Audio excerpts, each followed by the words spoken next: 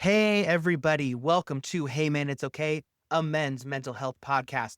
I'm your host, Sky, the regular guy. And I'm your host, Ryan Heapy. I'm a licensed therapist out of Newport Beach, California. Although I'm here just sharing my own personal opinions and thoughts and leaving the clinical stuff behind. So, Sky, we have a rather fascinating guest today that a couple of these things are kind of some of the things she's going to talk about are actively affecting my life. And we'll see if I bring them up today. But, Sky, tell us who we got.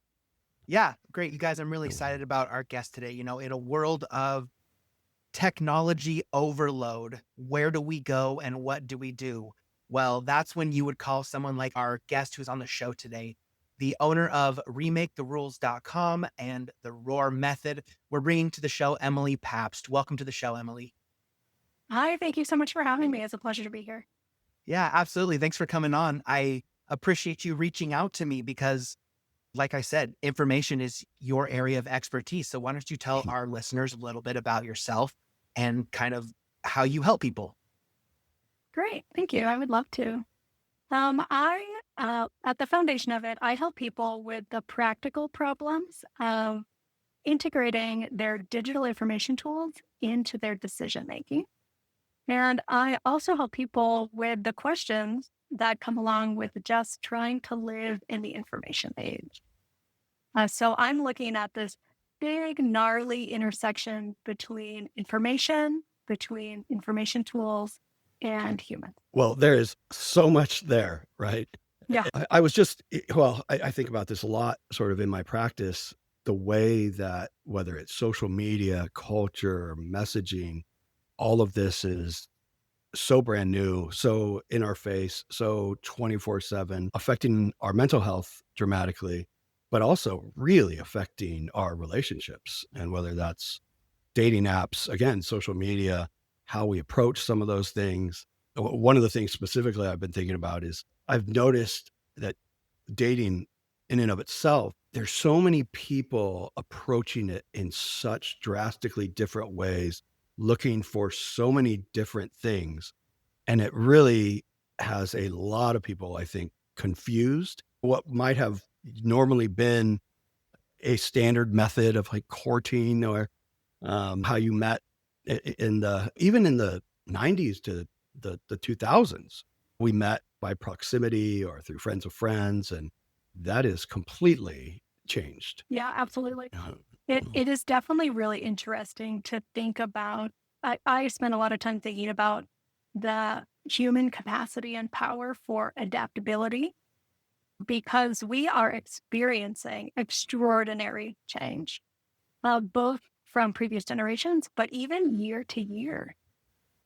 It's amazing what we have been able to do with that we have been able to push that change, but also very interesting that so much of it feels normal, that it has been normalized, even though there's a lot of discomfort surrounding that normalization, right? And so, again, this is sort of that capacity for adaptability where we're like, this is just how the world works now. And I'm just trying to figure it out. There is a lot of labor that goes into that and a lot of questions too. It certainly infiltrates many, many areas of dating included. yeah. Can you give maybe a few examples of some of the people you work with, how you've helped them, and maybe some of the big questions that they might have as well, especially when it comes to relationships? Yeah, sure. Yeah. I tend to focus on, I love working on the most complicated, ridiculous problems that we can solve. So, in I love my that. mind, it's yes, me too. I'm like one of the wild ones, but the information, right, which we live in completely different information landscape that we used to, and that is because of computational processing power and the internet. We also live in a completely different landscape regarding computers, computational power, right, and these digital structures that are organizing information, bringing it to us, analyzing it, modifying it.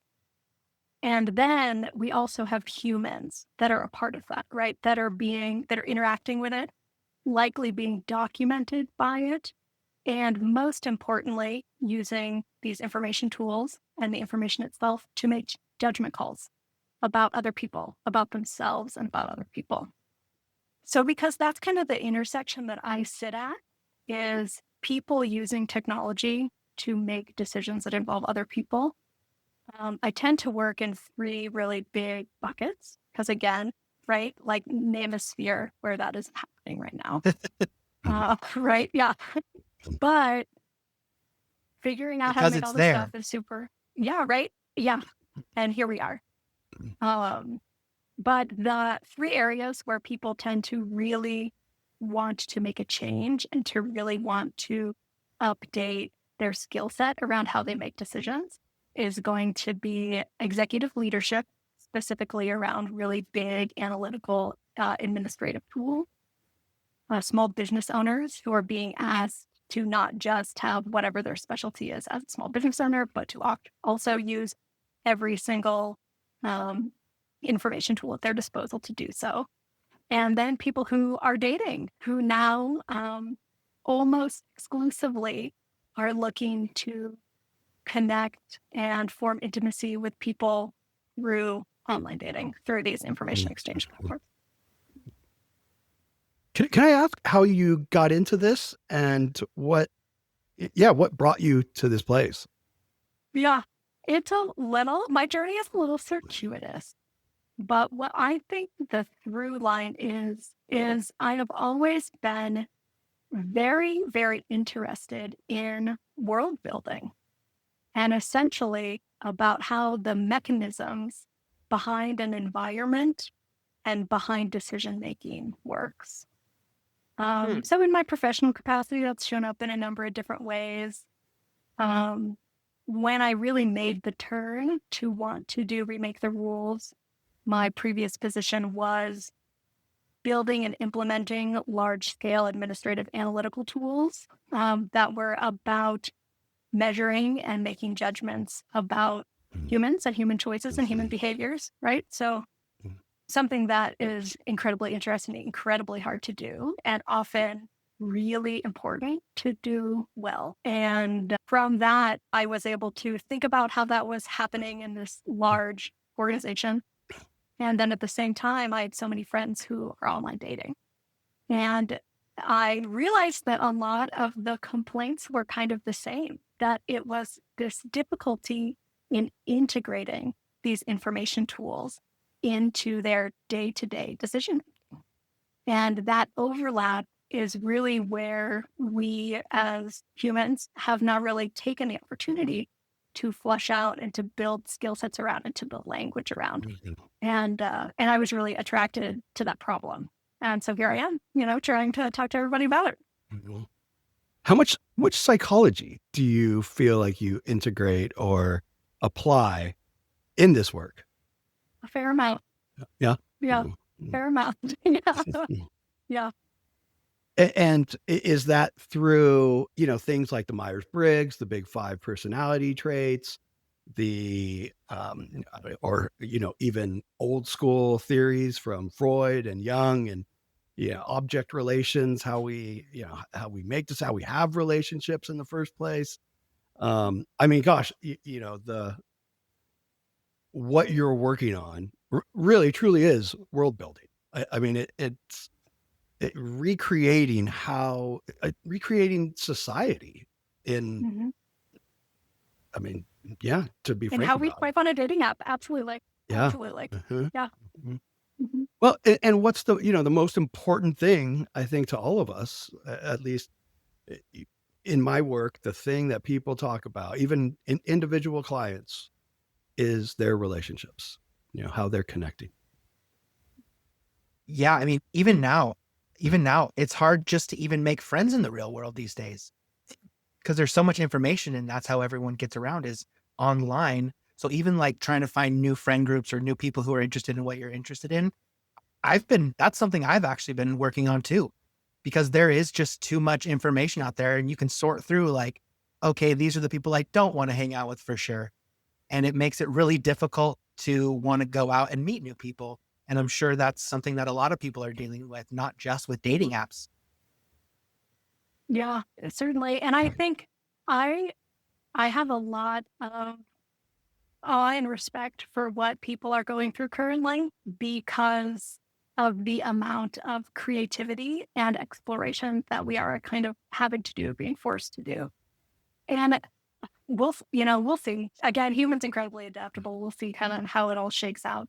But I think about it a lot as resource allocation too. The ability to communicate and connect is a skill that people develop. Mhm. And now we are being asked to not only develop that skill in person, which is a completely different skill set, but also online. And even though computers live in a different time space scale, right? That they can learn way faster than we can, and they can move way faster than we can and make decisions way faster than we can. We still have human brains and bodies that we are functioning with and that we are learning with. We're figuring it out. We're figuring it out. Mm. And I think it's important to give yourself and to give other people grace about how much more we are being asked to do well, because I think that Mm. that is not often considered in this equation.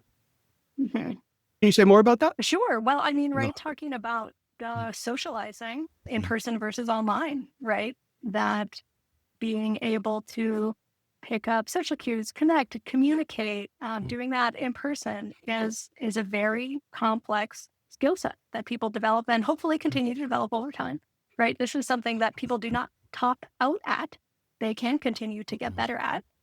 And that is exactly the same, in my opinion, in interacting online, right? That it is Mm. in itself another incredible skill set that people can develop. Um, and it's that being said, I think it gets some flack because it is new and it is mostly seen as a competitor to in-person socialization. And that is true from a resource and time perspective.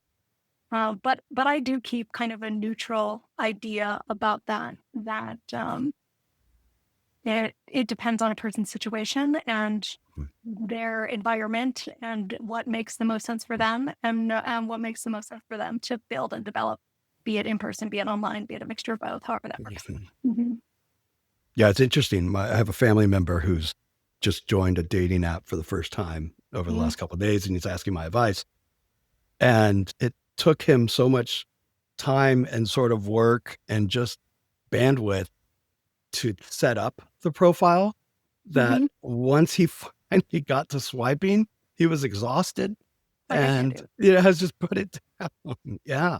Yeah. And, kind of to what you're saying, I'm watching him, and I've had to do this, a few times, but, like create this identity, have to sort of self-reflect on who we are and then what image we want to portray. And also having to ask ourselves, what is it we're really looking for? Because what we're looking for will change how we portray ourselves. And there's, actually some like interesting, weird, deep identity issues, that go along with that. And then as well, once you are kind of on these dating apps, and I think the same goes for social media, there's so many judgments we make towards, the people that we're looking at. And so much of that is comparison, and so much comparison, really, I believe kind of is a thief of joy. Um, Mhm.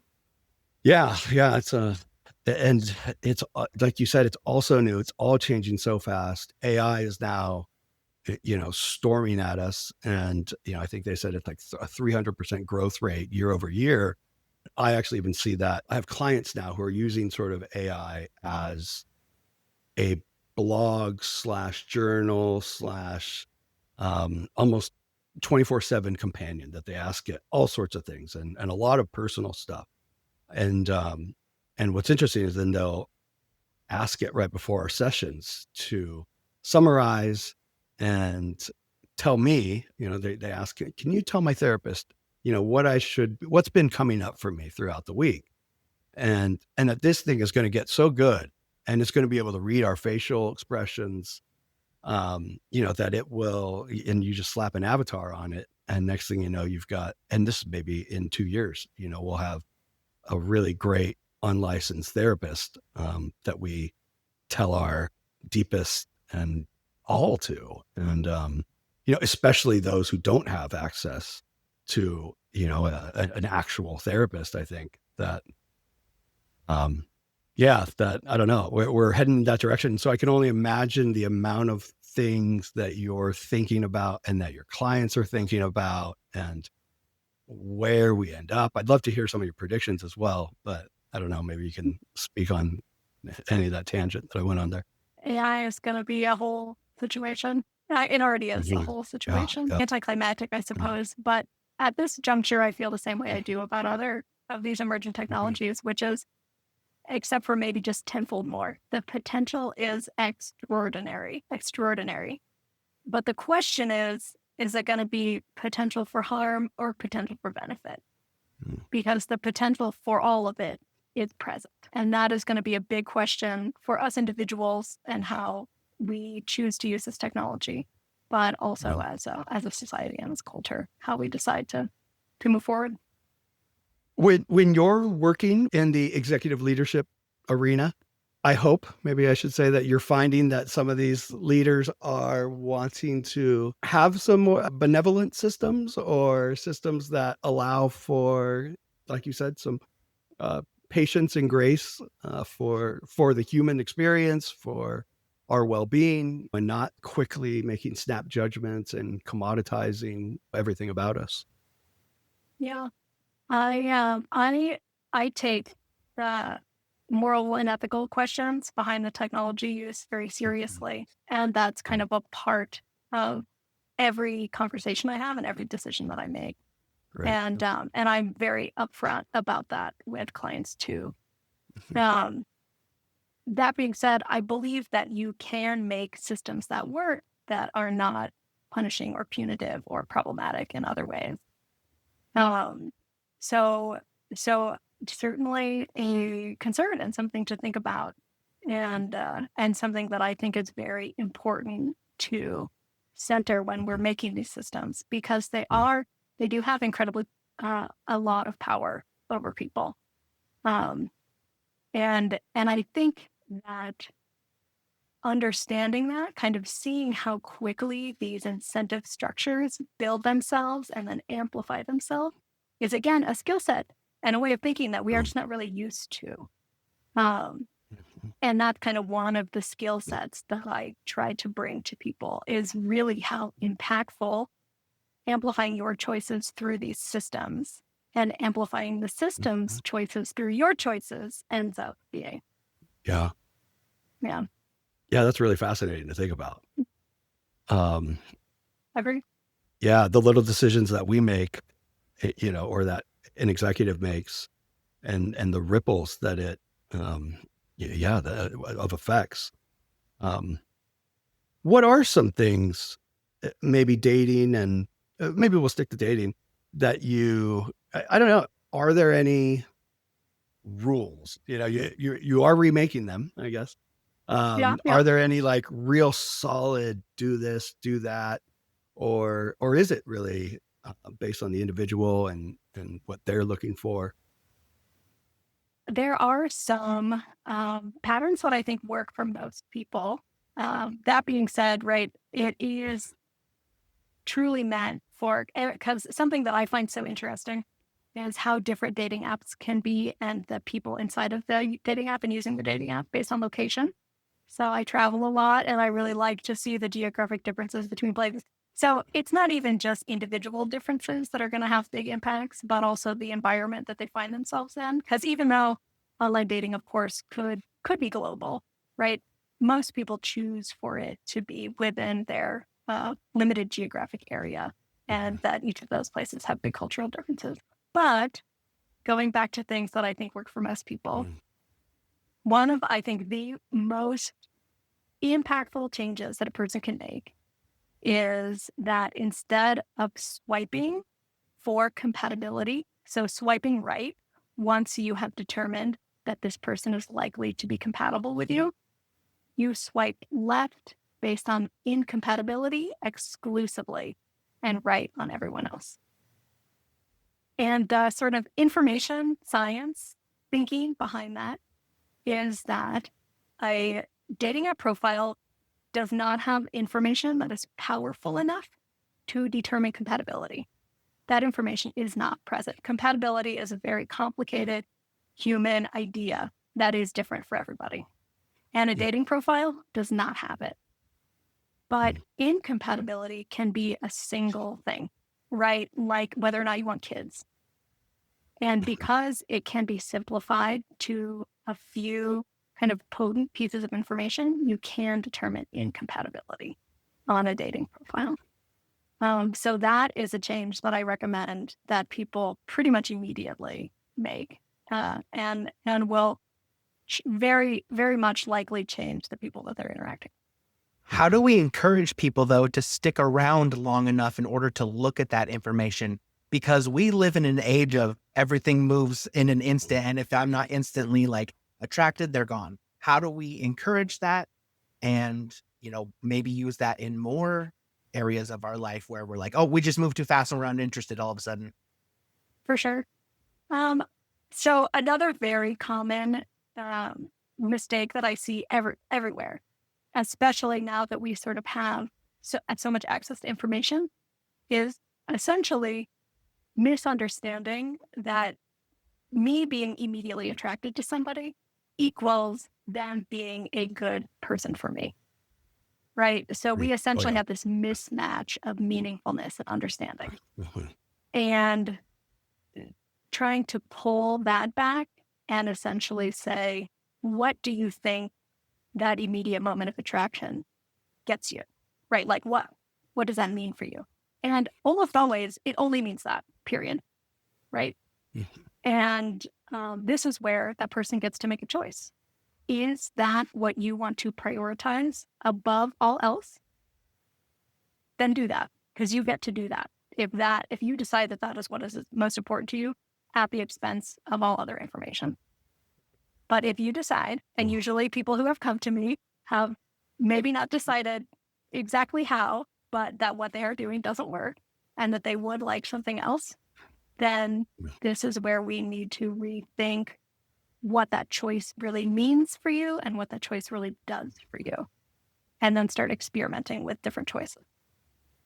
What kinds of questions do you ask them to assess like how you can help them best?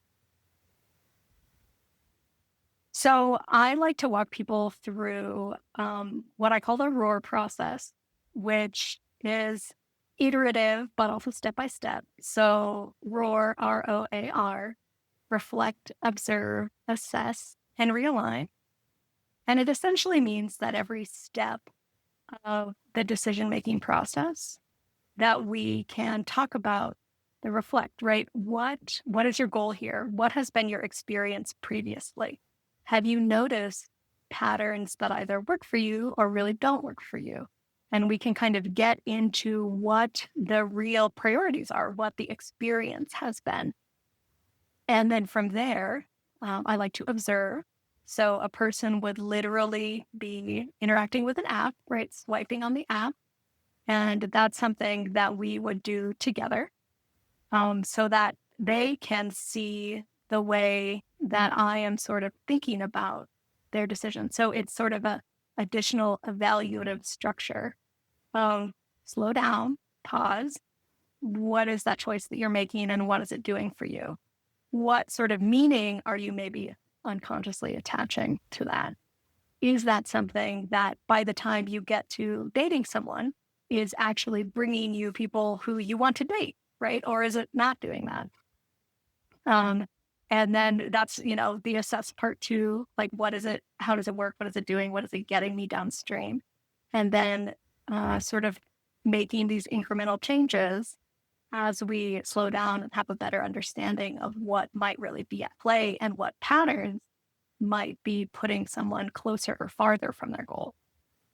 I mean, really getting down to being more intentional in the way we Absolutely. go about these things, right? And absolutely, and that's one of the things I've seen with a lot of people is not having a lot of great clarity around what they're looking for.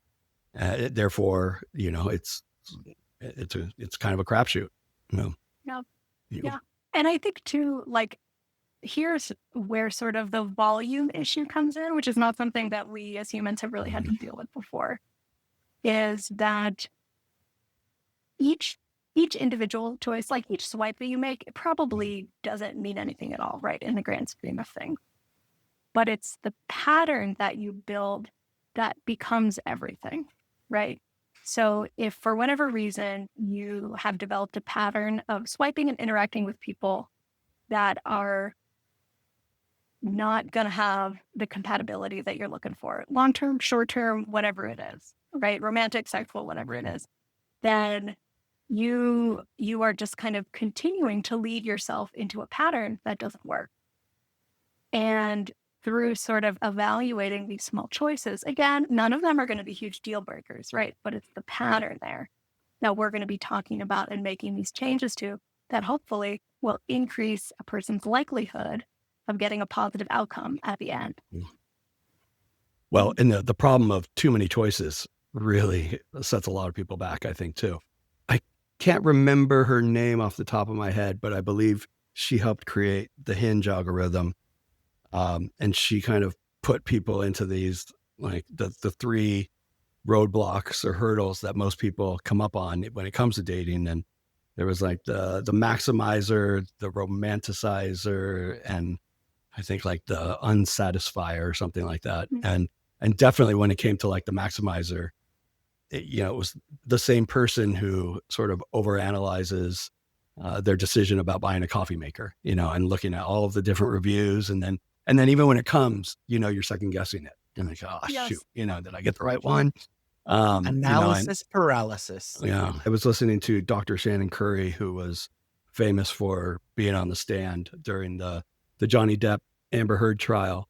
And her big thing is really relationships. And she boiled it down. She actually explained kind of almost the same process that you were talking about, how she had to, recalibrate entirely the way she was going about apps, and how she ended up finding her husband by centering and prioritizing values and like core beliefs and real wants and needs, long term. Yeah.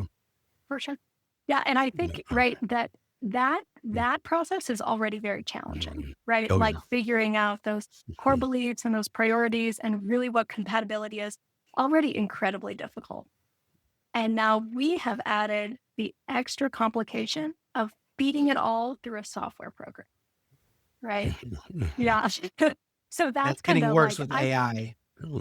I mean, it's definitely again the power and the potential is there, but Yeah. to take you in what direction? Is this going to be a super highway into poor choices over and over and over again, or is it going to open up your world to better opportunities than you even knew existed?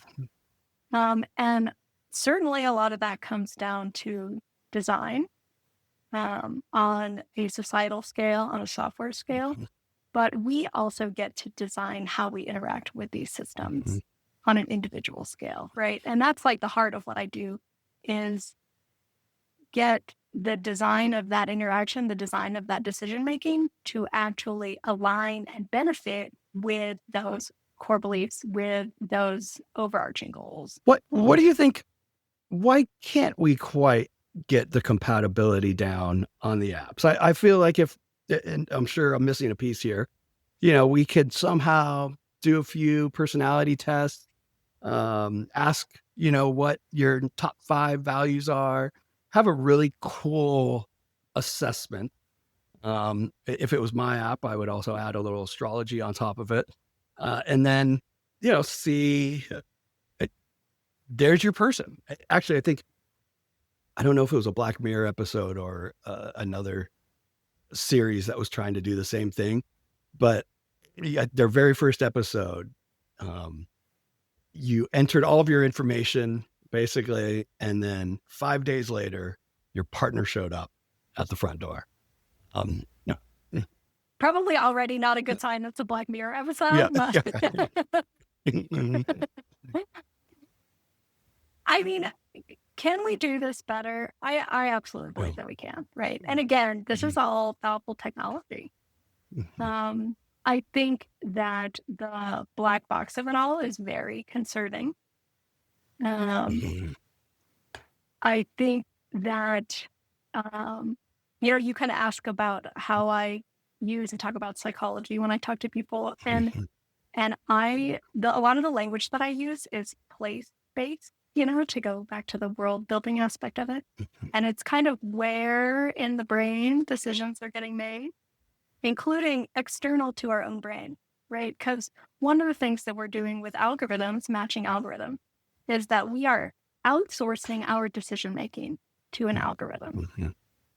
And that decision in and of itself, I think, is something that we often are just doing incidentally or without thought.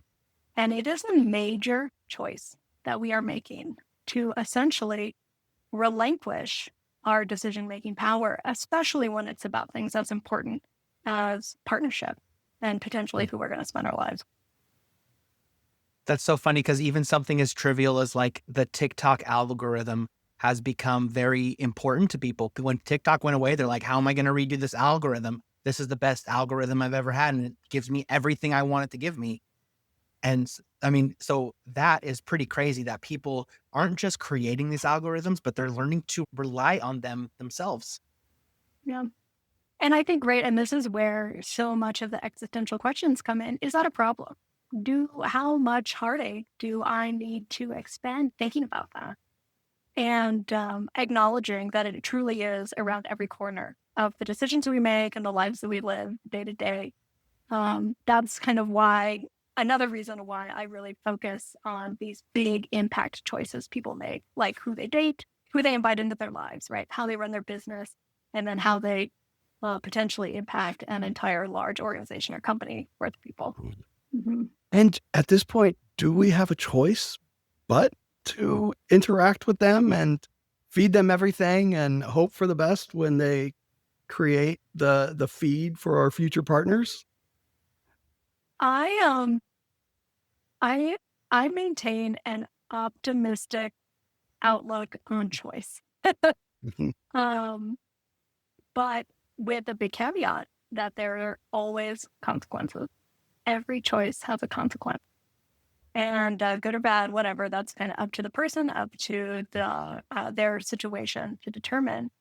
But could could I step away from all technology tomorrow? I could. I could do that. Am I willing to? I am not. Mhm. Right. And that is a choice that I have to own, including all of the consequences of that choice. Right. How did you get I almost wanna ask you a question about determinism and free will, but how did you get to wanting to work so much with the question of choice, and why is choice so important? Ooh, I like that. Yeah. Yeah. I think it is because of how complicated and impactful it is. Um, so I think it is the challenge of it that I find most interesting. Hmm. So it's Yeah. like in my practice, I suspend my belief in free will uh, for anything that's happened before this moment, to just look at all the bajillion factors that led up to this person sitting in this room. Whether that's physiology, hormones, culture, upbringing, geography, et cetera, et cetera, et cetera, to the effect that the sun and the moon might be having on us in this moment. But then I wholeheartedly have to believe in free will, that what we're doing, we can create some change and that, we have great agency and our choices matter. Yeah. And it sounds like we might be kind of on that same theoretical page where the fact of the matter is almost Mhm. not important to our experience, right? Do I have Sure. free will or not? Mhm. I don't know. Yeah. I'm not Yeah. even really interested in deliberating on it or trying to quote unquote solve Mhm. that. But in our lived experience, Mhm. I think it is right. We are meaning making machines and Mhm. helping people make meaning that is both beneficial to them and to their communities is I think kind of it, right? Yeah. That's what Yeah. we're That's trying to all that do. matters. Yeah. Hmm. Or it's Hmm. what really matters, right? Yeah. So Well, free yeah. will, I don't know. Yeah. Yeah. But I guess maybe this is just my therapist hat on. What have you always been fascinated by the impact of choice by, I guess, agency? Um, I think. like trying to take a step back here, Mhm, that it maybe is the world building. It's the mhm, pattern, Creating the right? systems to help keep things moving smoothly. Precisely, right? And from a human perspective, sort of the way in which we are really imposing our will into these systems is through these decisions that we make. Mhm. But then also, right, the complicated part comes in here. Like this, at least at this juncture, is mhm, not something that we can answer with physics and equations, right? This is something that involves a lot of magic and guesswork. And this is kind of mhm, where the probabilistic reasoning comes in here, right? This is not a certain process. There is no mhm. certainty here. There is only greater and greater likelihoods of being closer and closer to whatever outcomes that you're hoping to build. Well, and overnight, that algorithm that we're working with might change too, Yeah. and drastically affect, what we're getting. Like Sky was Sure. saying, the TikTok algorithm's gone, and, What am I gonna do? yeah, yeah, yeah. But, uh, Yeah. but really, it almost sounds like your work, is so much focused on agency, and how we can better refine that, how we can, really take, well, most effectively control over our decisions and them having the most impact in the way that we hope, or at least what we're looking to get out of things. Yeah. I mean, I think that there certainly is an aspect of Mhm, agency and control, right? That I'm mhm. helping people achieve. Yeah. And I think I'm helping it through sort of the coaching, the permission granting, the exploration, and then also the consulting part of it, because we are using these information exchange platforms. And I have a background in specialty and how to work through that and think about that. Um, but really, I think a lot of it comes down to the acceptance of uncertainty, that we are not moving towards perfect understanding. That is not real. That cannot be done. We cannot make perfect choices, but we can manage our discomfort and sometimes actually manage uncertainty, but Mhm. also Yeah. manage our discomfort with uncertainty. Yeah. Well, you sound like a therapist right now. Yes. Um, yeah, yeah, I mean, because these are my favorite concept that I've ever heard, I think, in all of psychology is radical acceptance. And, that's just accepting reality for what it is, the good, bad, the ugly, and, we don't have to approve of it, but we do have to accept it, and what drives us mad a lot of times is, sort of banging our head up against the wall, thinking, or wishing things, could be different. And then the other thing I'm really big on is being able to sit in those uncomfortable emotions, which is a really difficult thing for a lot of people, which is why we, often turn to, um, unhealthy coping mechanisms a lot of times is to sit in the uncertainty. And boy, do we have a lot of uncertainty in this moment, right? I think We do. probably more uncertainty like today than maybe we've ever had before, and how Sure. quickly everything can change, overnight. And I Yeah. think too, the like double edged Mhm. sword of today is not Yeah. only are we able to encounter uncertainty with like much higher rates than we ever have before, right? But we are also being told that we should have less uncertainty because of the information at our disposal. And I think Interesting. that that Yeah. discrepancy is really hard on people because then they think that they are doing it wrong or that they're failing, Mhm. right? Mhm. And I don't believe that that is actually the dynamic that is happening. That I think that the uncertainty is great and that we can encounter it, and also that we are not getting closer to precise outcomes on most questions. It's funny, That one of is the r words you yeah. said one of the words you said when you said, people feel like they should, know more because of the information. Should is a cognitive distortion, and we're all feeding it to ourselves in and out every single day. And one thing one of my friends taught me that I always reflect on is stop shoulding yourself. Mm. And I mean, like Yoda said, either do or don't. And it's okay to not. Yeah. And I'm not saying that we don't have more or better information either, right? Because we do. It's just, I think, not meeting the expectations that we are setting for ourselves, that people Yeah. are setting for Yeah. us. However, that's kind of entering into our brains, right? Mm. We we have scientific methods that are better than anything that we've ever created before. We Mhm. AI is doing stuff in that realm that is better than anything that we've ever had. But as far as sort of existing in this huge miasma environment of all this information, right? It's very unsettling and ungrounding. And that's, I think, where people really feel lost in it. Even though that we can have sort of these pieces, these foundational pieces of additional knowledge and information.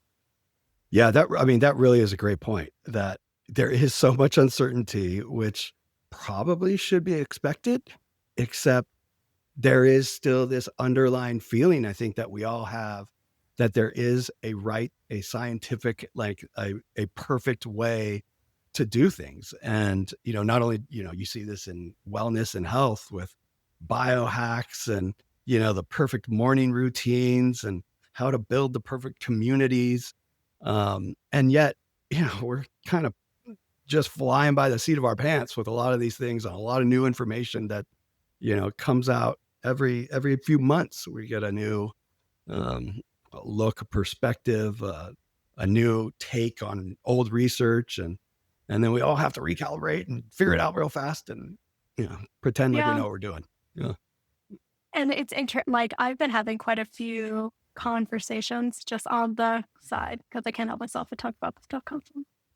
And Mhm. surrounding sort of wellness ideas, Mhm. because it definitely has been kind of moved more into the full range of like science to pseudoscience and really the quantitative conversations, right? So, like, essentially everything is moving into these more quantitative esque conversations, right?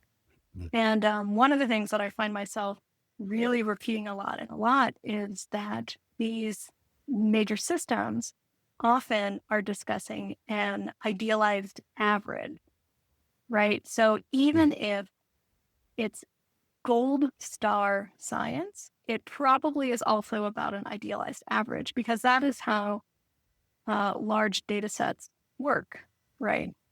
And that there's going to be variation within that. And if you kind of dig into that, that's definitely going to be a part of the conversation. But by the time I encounter it as a layperson, it's probably been stripped of a lot of that information and is likely going to be presented as a way of this is the small bucket that you either fit in or you don't. And if you don't fit in it, then you have a problem. Um, and so, sort of like trying to make it a little more normalized to sort of think about this average kind of entity or solution that pops up and how to better and add uncertainty back into that, right? That I am an individual Mhm. who is likely to be close to the average, but I also might not be. And that Mhm. probably is going to have impacts on the choices I make and the way in which this information impacts. Mhm. Hmm. Wow. Can you tell me maybe like before I know we're getting close on time here, but I was wondering if maybe you could tell me like what percentage of your clientele are male versus female and who seems to adapt easier and quicker? Being, let's see, I would say it's a maybe a small, slightly more women than men. Don't know the number. And I think it just absolutely depends. Okay. I don't think that that is something in my experience that is tied to gender. So in your experience Mhm. then it's more the situation and the individual's adaptability rather than who they are Yeah, or and what I gender think they are. yeah, and I know that I ask for a lot of trust from the people that I work with, and I do, I think it's very important for me to do whatever I can to earn that trust. But part of that is because we will end up talking about some pretty challenging topics. Because even if we're talking about decision making surrounding whatever, right, your online tools, decision making is incredibly personal for everyone. and we're we have the capacity to maybe get into some stuff that's going to be a little challenging for folks. And and I have a lot of respect for the people that I work with because I think that that's what they are wanting to look at, right? And to kind of push through. Awesome. I feel like there's so many things we could ask you about and so many more topics we could get into, but we only have you for just this short time. So, um, man, thank you so much for coming on the show today and talking with Ryan and I. You have such good information. Why don't you tell our listeners again where they can find you, how they can contact you, uh, and maybe, tell them a little bit about your intro calls. Great. Yeah, thank you so much. It's been such a pleasure being here. Great conversation. Thank you guys so much. The best place to find me is my website, remaketherules.com. And I do offer a free discovery call, introductory chat for anybody who is interested in the work that I do and thinks that I might be able to help them with whatever they are struggling with. Awesome. Much, Emily.